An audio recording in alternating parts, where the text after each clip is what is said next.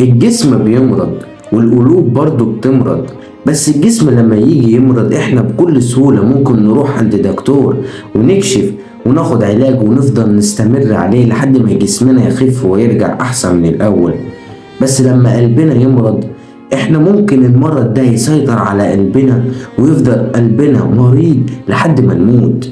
والسبب ان قلبنا يكون مريض ليه اسباب كتير جدا، بس النهارده انا اكلمك عن سبب تافه وبسيط.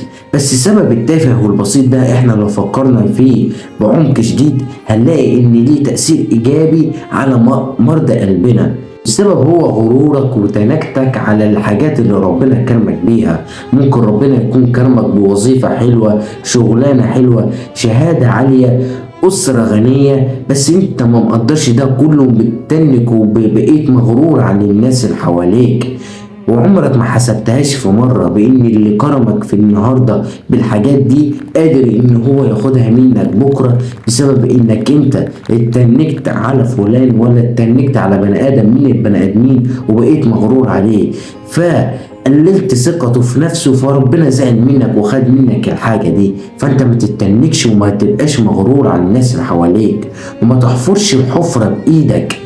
كل ما تكون تنك وكل ما غرورك يزيد كل ما الحفرة بتاعتك العمق بتاعها يزيد، ولما تيجي تقع فيها مفيش حد هيمد ايده ويسندك ويطلعك منها.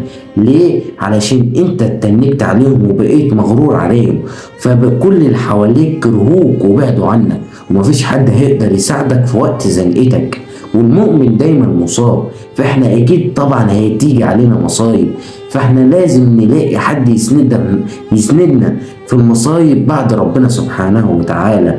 والتناكة والغرور دي الحاجات دي بتخلي البني ادمين يبعدوا عنك، والمحبة بتزرع في القلب، ولما المحبة تيجي تزرع في القلب بدايتها بتكون بسبب انك انت حبيت الفلان ده، بسبب ان هو متواضع وما بيتنكش عليك او مش بيبقى مغرور معاك، انت حبيته من غير سبب.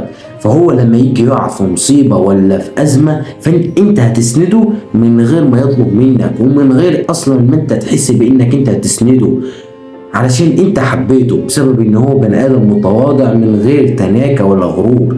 ربنا كان عارف ومتأكد بان في بني ادمين عايشة حوالين عندهم التناكة والغرور رقم واحد في حياتهم، فنزل لهم آية في القرآن ممكن لما يقروها ولا يسمعوها التناكة بتاعتهم والغرور بتاعهم يهدى شوية، يقل شوية، أو ممكن يبطلوه من الأساس. الآية كانت بتقول: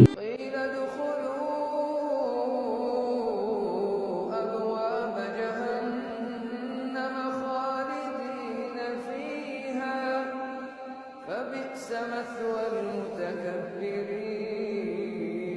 انت اللي بتتنك على الناس اللي حواليك، خف شوية، مش علشان الناس يحبوك، لا خف شوية علشان النعمة اللي ربنا كرمك بيها ما تزولش من وشك.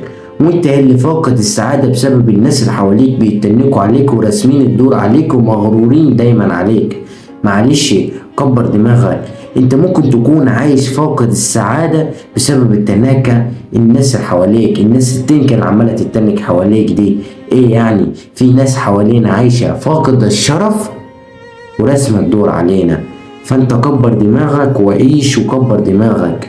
وانت لو عايز تنتقم من الناس التنكة دي وتوريهم انت مين وانت هتبقى ايه، انجح، ونجاحك هو اللي هيتكلم عنك، وانت هتكون متواضع 100%. ولما تكون متواضع 100% ربنا عمره ما هيبعد عنك النعمة او يزول عنك النعمة، علشان انت متواضع، ومن تواضع لله رفعه.